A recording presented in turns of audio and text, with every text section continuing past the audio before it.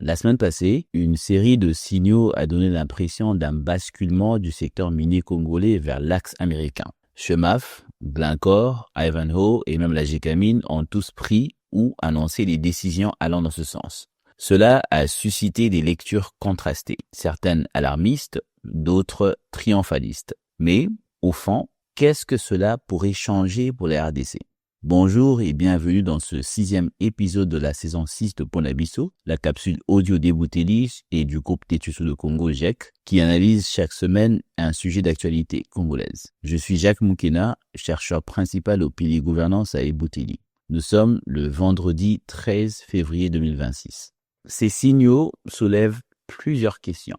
Premièrement, pourquoi cette accélération maintenant? Si l'accord de partenariat stratégique avec les États-Unis en est le point de départ, le facteur le plus déterminant se situe probablement du côté américain.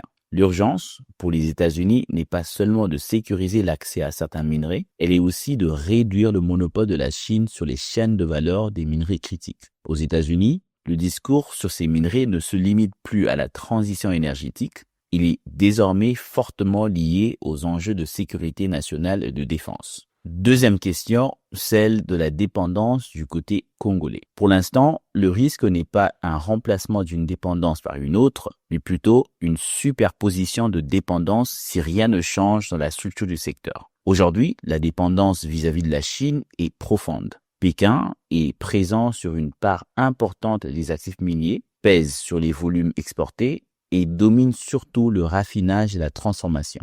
Une grande partie du cobalt congolais est par exemple exportée sous forme semi-raffinée vers la Chine, où elle est transformée en produits à plus forte valeur ajoutée, notamment les précurseurs pour les batteries. La relation qui pourrait se construire avec les États-Unis reste, elle, incertaine. Tout dépendra des choix du gouvernement congolais. Si le partenariat ne débouche pas sur des investissements dans la transformation locale avant exportation, le pays risque de reproduire avec un autre acteur les mêmes mécanismes de vulnérabilité. Troisième question, la souveraineté. La RDC est-elle en train de brader ses minerais? Cette question récurrente dépend surtout de la manière dont ce partenariat sera mis en œuvre côté congolais, notamment de qui décidera, comment et pour quel but. L'accord signé prévoit un droit de première offre au profit d'acteurs américains pour les projets inscrits dans une réserve stratégique d'actifs. Concrètement, lorsqu'un projet est proposé, des entités américaines disposent d'un délai pour soumettre une proposition et, si elles le font, bénéficient ensuite d'une période de négociation exclusive. En cas de non-intérêt, l'opportunité pourrait ensuite être proposée à d'autres partenaires proches de Washington. Cela réduirait de facto la place d'acteurs extérieurs à ce cercle, notamment la Chine et plus largement des acteurs non alignés sur les États-Unis. Sur ce point, la réaction de la Chine reste inconnue. Pour l'instant, on observe surtout que les États-Unis avancent rapidement sur certains dossiers. Le projet de l'entreprise Chemav, qui est déjà très avancé, pourrait passer sous le contrôle d'une entreprise américaine. Glencore, de son côté, négocie la cession d'une participation de 40% dans ses actifs congolais à un consortium américain, soutenu par une agence de financement du gouvernement américain. En janvier 2026, la Gécamine a, par ailleurs, exercé son droit d'acheter 100 000 tonnes de cuivre issus de la mine de Tenke-Fungurume correspondant à sa participation de 20% afin de les exporter vers le marché américain. Ivanhoe envisage aussi d'orienter une partie de sa production de Kipushi vers des débouchés américains. Enfin, la question centrale, la RDC sort-elle gagnante?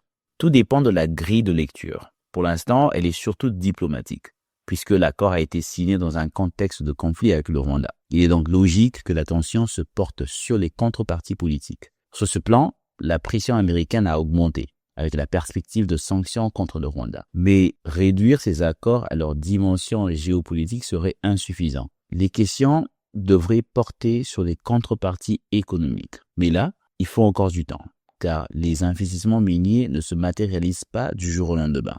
Ce que l'on peut dire avec davantage de certitude, c'est que l'arrivée d'un nouvel acteur dans un secteur dominé par un seul n'est pas un problème en soi. Plus de concurrence peut réduire la dépendance et diversifier les débouchés. Mais cette diversification n'a de valeur que si elle s'accompagne de conditions plus solides. Par exemple, la transparence des contrats, débat et contrôle parlementaire, règles claires de sélection des actifs, ou encore l'exigence crédible de transformation locale. La RDC reste au centre de cet accord. Et si l'on s'en tient aux propos de Louis Atoum, ministre des Mines, qui a affirmé lors du Manning Indaba que le pays se tournera vers d'autres partenaires si ce cadre avec les États-Unis ne débouche pas sur des projets concrets, cela suggère une volonté de garder des options ouvertes et d'éviter une relation exclusive. Recevoir Ponambiso chaque vendredi sur votre téléphone. Rejoignez notre fil WhatsApp en envoyant Ebouteli au plus 243 894 110 542. À bientôt.